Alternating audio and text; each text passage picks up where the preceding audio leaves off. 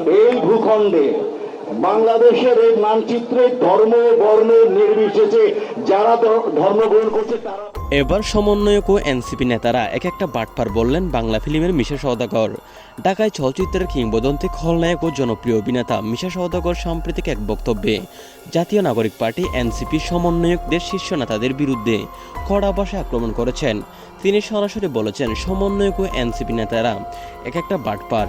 মিশা সওদাগর বলেন, এরা জুলাই আন্দোলনের নাম করে দেশকে লুটপাট করেছে, জনগণের সঙ্গে প্রতারণা করেছে, এদের কারণে দেশের শান্তি নষ্ট হচ্ছে, অর্থনীতি ধ্বংসের মুখে। এরা সত্যিকারের সমন্বয়ক নয়, এরা এক একটা বাটপার। দেশের মানুষ এদের আর সহ্য করবে না। যত তাড়াতাড়ি এদের দূর করা যাবে ততই দেশের মঙ্গল। তার এই মন্তব্য রাজনৈতিক ও সেলিব্রিটি মহলে ব্যাপক আলোড়ন সৃষ্টি করেছে। ব্যাপক তোলপাড় সৃষ্টি করেছে। যিনি অতীতে বিভিন্ন রাজনৈতিক ইস্যুতে মুখ খুললেও এবার এনসিপির নেতৃত্বকে সরাসরি বাটপার বলে আখ্যায়িত করায় বিষয়টি আরও আলোড়ন তুলেছে।